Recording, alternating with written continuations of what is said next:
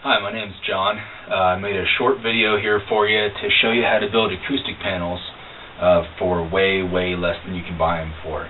And they actually turn out pretty nice and work, I would say, better than the ones that you can buy for less than $150 each. I made 12 of these for about $200 in material, so huge savings over just buying them.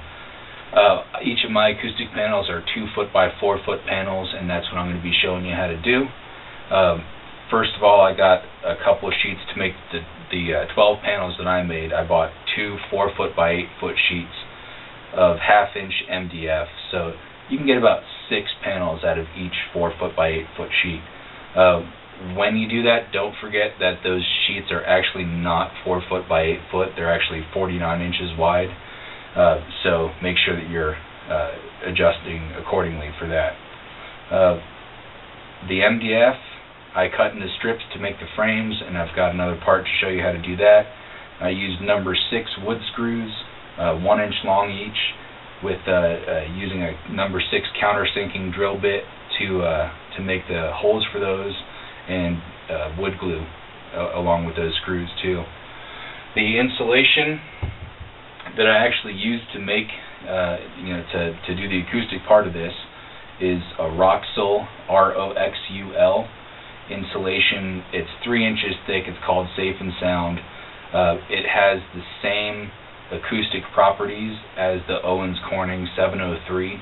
It is much cheaper and much easier to work with. The downside of using those the fiberglass insulation for this project is that it's terrible to cut, and it's pretty unpleasant to work with. And then when you're making these panels, you actually have to cover the back of them too if you're using fiberglass, so that you don't get fiberglass in the air when you're watching movies in this case, or if you're making a studio or trying to set something up behind a drum set or whatever.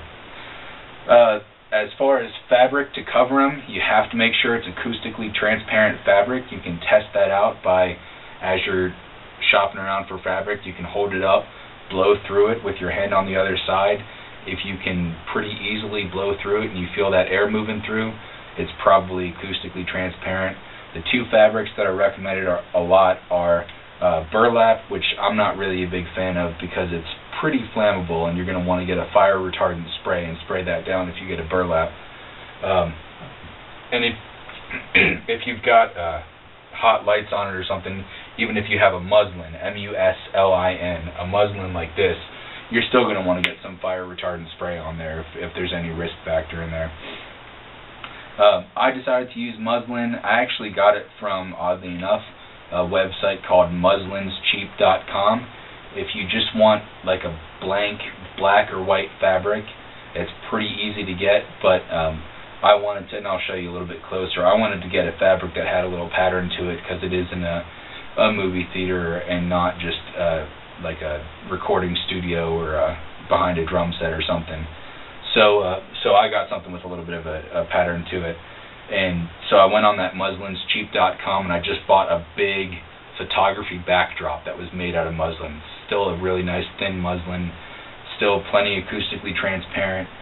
And I just bought a big 10 foot by 20 foot sheet of it. It was, I think it was like $60 or $70. Not too bad. It worked out to be like $6 per yard. If you are buying by the yard, make sure that you're getting something that's 60 inches wide, which is 5 feet wide, because for each 2 foot by 4 foot panel, you're going to want to have a solid 3 feet by 5 feet of fabric to be able to wrap all the way around that. And then as far as hanging it up, you want to get hanging hardware. I used little eye screws, so just little round screws with the round hole in there. You put them in, put one in each side, and then put ran wire between them. And there's another part of the video to show you that. And then you want to keep them off the wall a little bit. You don't want them sitting straight on the wall, first of all, so they don't rattle, but second of all, if you have them a little bit off the wall, then as the sound carries through them, it dampens on the way in and then on the way back too, and it works a little bit better if you have a little bit of space between them and the wall. So I got just 1/4 inch rubber feet, like furniture feet, just to space them out a little bit. And then you'll need a staple gun. for the fabric, for stapling the fabric around there, stretching it around. If you need help on stretching the fabric, just do a search for like canvas stretching or something like that. It's all the same techniques that you would use to stretch canvas for a painting. And then I'll show you how I set this up in here. Basically, I just chose 2 walls. I did 2 adjacent walls and covered a whole lot of them, and then didn't cover, and forgive me here, this theater isn't finished here, so there's nothing hung in the front. But so I've just got basically 2 walls. Your whole idea for putting up acoustic panels is not to overdo it and make your room completely dead, but to eliminate the possibility of any standing waves. So you want to eliminate any echo that you could have. Alright, so to make it easier to run a bunch of 3.5-inch strips out of this 1/2-inch MDF, like this,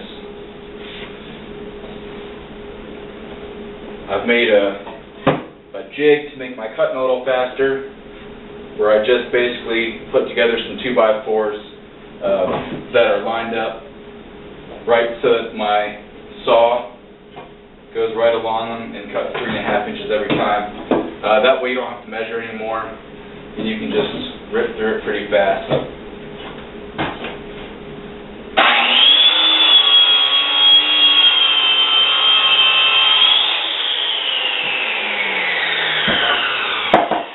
There you go.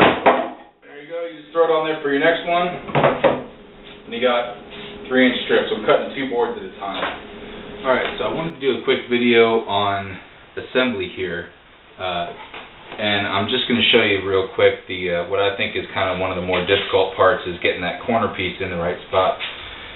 I have already held this up, pre-drilled it, and put a screw in just so I can feel the bottom of it so I can line it up easily when I put that corner piece in.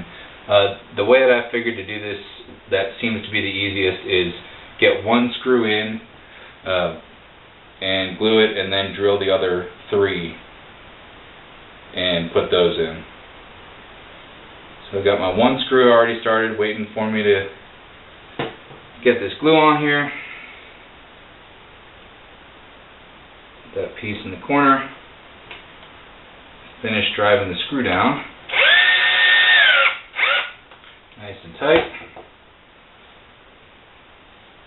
Line the rest of it up, and then drill for the other 3.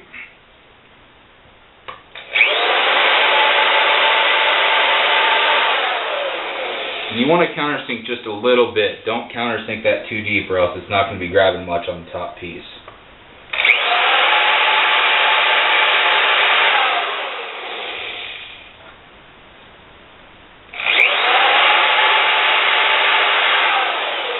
Alright, so we've already got our glue in, we've got our first screw in. We're just going to do these last 3 screws.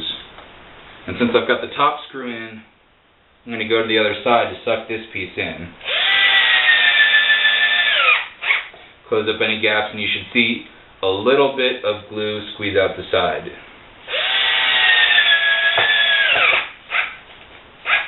If you don't see any glue squeeze out, you might not be using enough. If a ton of it squeezes out, drips all over, you're using too much.